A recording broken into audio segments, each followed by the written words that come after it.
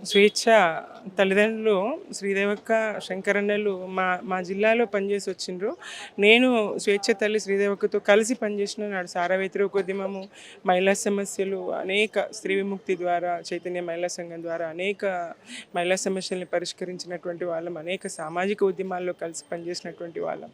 మా హస్బెండ్ ఆనందరావు స్వేచ్ఛను ఎత్తుకున్నాడట. స్వేచ్ఛ ఎదుగుదల, స్వేచ్ఛ పెరగడం అంతా నల్లేరు మీద నడకేం కాదు. చాలా ఒడిదుడుకులు, ఒత్తిళ్ళు ఎదుర్కొని తల్లిదండ్రులు పెంచిండ్రు. ఎందుకంటే వాళ్ళిద్దరు తల్లిదండ్రులు ఇద్దరూ సామాజిక అసమానతల్ని నిర్మూలించడానికి సమాజ స్థాపన జరగాలనేటువంటి పోరాటంలో భాగస్వాములు. మరి అట్లాంటి సందర్భంలో ఈ బిడ్డ పెంపకం వాళ్ళకి చాలా కష్టం. అట్లాంటి స్థితిలో పెరిగినటువంటి బిడ్డ, అన్ని ఒడిదుడుకులు చూసినటువంటి బిడ్డ, ప్రత్యక్షంగా టీ న్యూస్ చర్చల్లో తనతో పాటు కలిసి మాట్లాడడం, ఆంటీ ఆంటీ అని చాలా చక్కగా మాట్లాడేది.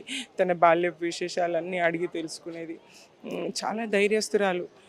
తను ఒక చర్చ అంశాన్ని తీసుకున్నదంటే పూర్తి అవగాహనతో, స్పష్టంగా, క్లారిటీతో ఉండేది. ఎలాంటి తోట్రుపాటు ఉండేది కాదు. అనర్గళంగా అద్భుతమైనటువంటి వాగ్దాటి కలిగినటువంటి అమ్మాయి. అది ముచ్చట వేసేది చూస్తూ ఉంటే.